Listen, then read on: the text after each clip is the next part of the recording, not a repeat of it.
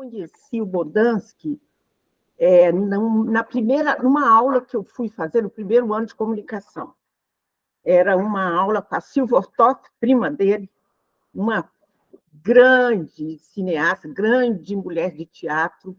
Ela dava aula na Universidade de Brasília.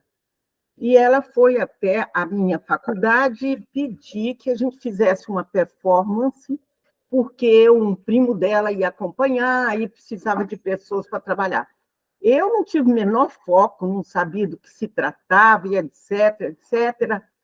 E era uma tarde de sábado, e eu fiz a performance como eu faria, dançando e performando com espontaneidade, e o Jorge falou assim, eu quero essa.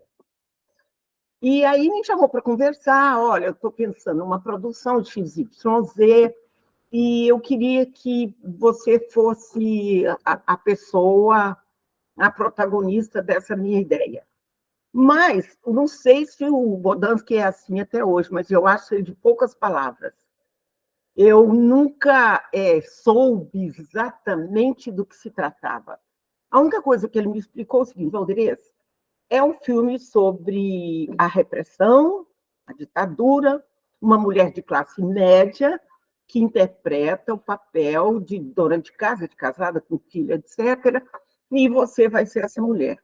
Então, à medida que a produção e a filmagem ia desenrolando, ele sempre deixou extremamente à vontade. Ele falava, cria, faz o que tem que fazer, não sei o que tem. E, à medida que desenrolava, ele interpretava a cena. Eu, na realidade, não sentei para ver um roteiro, etc, etc, etc. E a coisa foi fluindo por causa da delicadeza dele, é uma pessoa extremamente delicada, né? E a coisa foi fluindo, assim, era a primeira coisa que eu fazia, aliás, foi a única.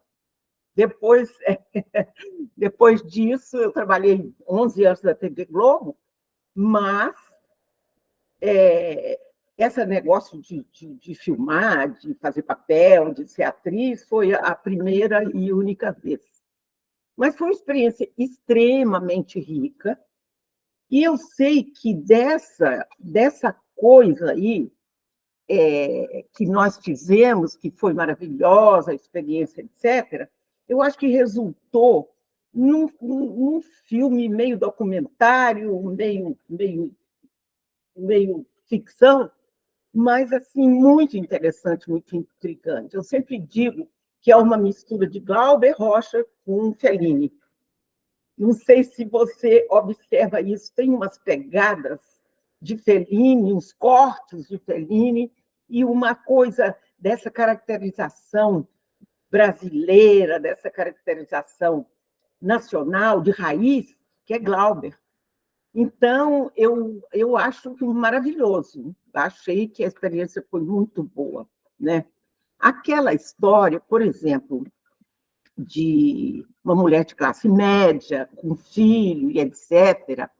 Então, essa mulher que ficava na feira, fazia feira, que era um papel típico de dona de casa, ao mesmo tempo ela levava o filho para passear e, ao mesmo tempo, ela extrapolava na questão religiosa. Não fica claro, nem para mim, nem ele deixa claro no filme, porque era uma relação muito repressiva com o marido, mas você não sabe se o marido era realmente militar. No primeiro briefing que ele deu a entender que ele era um militar. E aí tem cenas interessantes, como aquela do sequestro, que ela não está conectada a nada. Aí você pega, leva, sequestra e tal, que era o traço da repressão, né?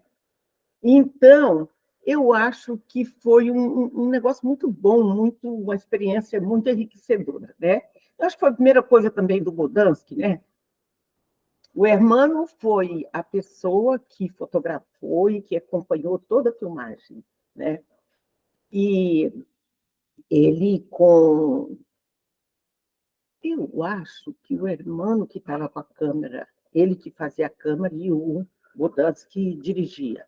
Então, aquela cena do Vale do Amanhecer, a gente foi ali para ver como é que eu me saía, porque eu nunca tinha estado numa umbanda, num candomblé, não tinha muita informação sobre essas coisas. E tem uma galinha morta ali, né, e tal, aquilo ali, matar a galinha ali foi um negócio bem punk para mim, sabe? Ali, aquele lugar mágico, a água, a simbologia da questão da Umbanda. Então, parece que você fica movido por um sentimento que eu sei lá o que é, né? Eu, mais tarde, eu me tornei espírita kardecista, mas eu não vejo nem sombra, sabe? Eu não sou essas pessoas que veem coisas, etc., mas eu sei que a sensação de ser possuída por uma coisa interessante, por uma coisa boa, você sente essa sensação. E era aquilo que eu sentia com os olhos fechados e girando e matando a galinha, etc, etc, etc. Depois disso, eu nunca mais, acho que nunca mais fui ao Vale do Amanhecer, que é um lugar muito interessante, muito mágico, muito legal, né, de muita paz, e eu nunca mais voltei lá.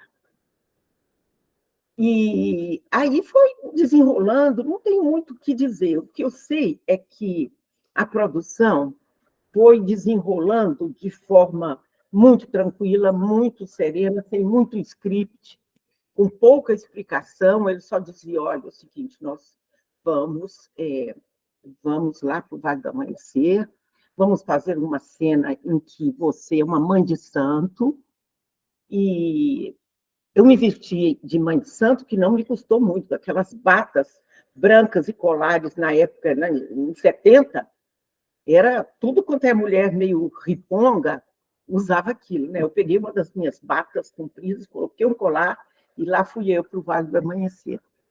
E fizemos a cena, foi um negócio bem rápido, cirúrgico, sabe?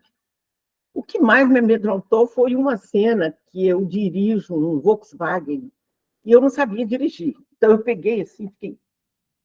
Nunca tinha dirigido na vida, sabe?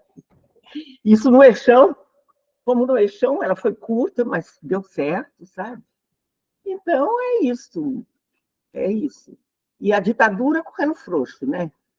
Em 1971, que foi feito a filmagem, houve o decreto mais draconiano aí em relação à liberdade de imprensa, né? Foi uma coisa que realmente acabava com qualquer manifestação e com qualquer reportagem que citasse a ditadura. Eu me lembro que o Carlos Chagas, nós fomos colegas, pai da Helena Chagas, ele era o diretor, o editor-chefe do Estado de São Paulo, em Brasília, e ele publicou diversas vezes a primeira página do Estadão em branco, porque vinha censura e ele colocava o Estado de São Paulo, etc., claro, conversando com São Paulo, e a Folha de São Paulo em branco. A ditadura estava muito forte, porque eles estavam perdendo o controle em relação àqueles movimentos ali da guerrilha do Araguaia, e etc. E aí eles acocharam, sabe? E não se podia falar nada. Então, dá para perceber o filme do Bodansky hermético, bastante hermético, porque ele precisava ser daquela forma para poder não ter problema de censura, né?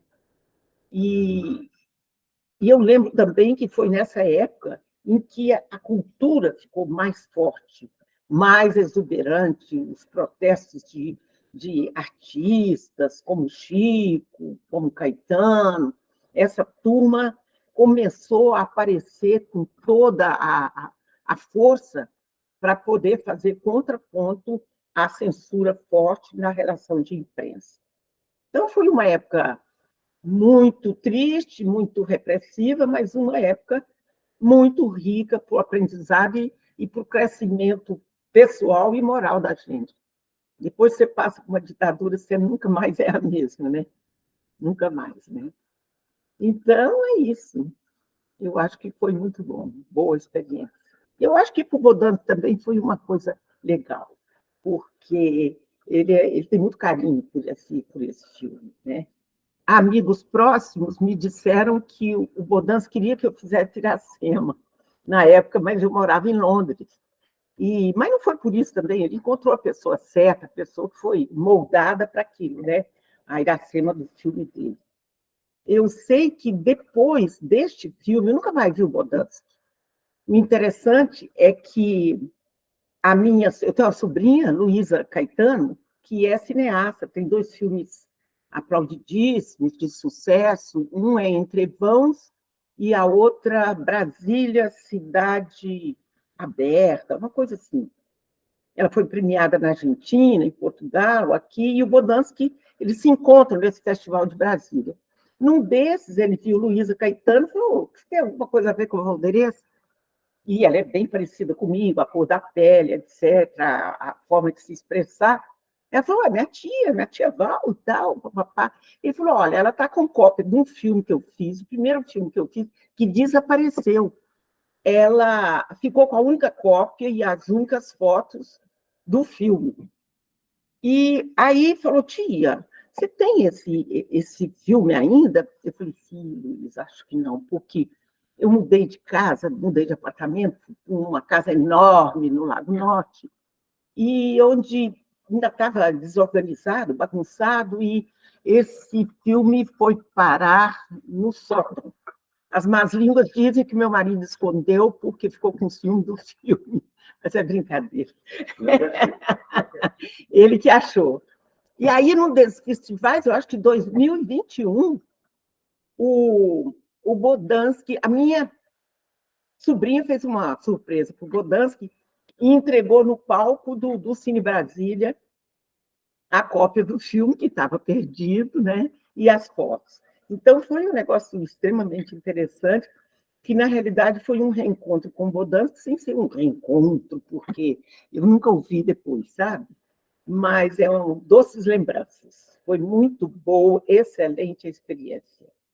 Tenho minha dúvida se fosse hoje, mesmo com a experiência que ele adquiriu, que o Bodansky adquiriu ao longo dos anos, se ele faria a mesma produção.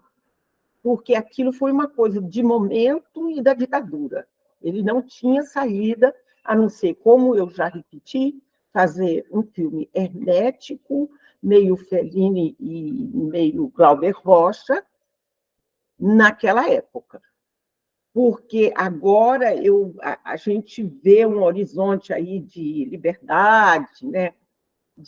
Apesar dos tempos muito difíceis que nós estamos vivendo, dessa questão da polaridade política, mas, de uma certa forma, a imprensa fala o que quer, as redes sociais acabam falando o que quer, fake news corre frouxo. Eu não tenho dúvida, acho que é uma pergunta que o Bodansky devia responder. Agora, pessoalmente, foi uma experiência fantástica, muito boa, com os olhos do passado, né? E é muito bom a gente saber que fez parte de uma história de alguém, né? E que, como eu já disse, e que o Bodansky tenha carinho por essa produção e que vocês façam que ela reviva, né, nesse projeto de vocês.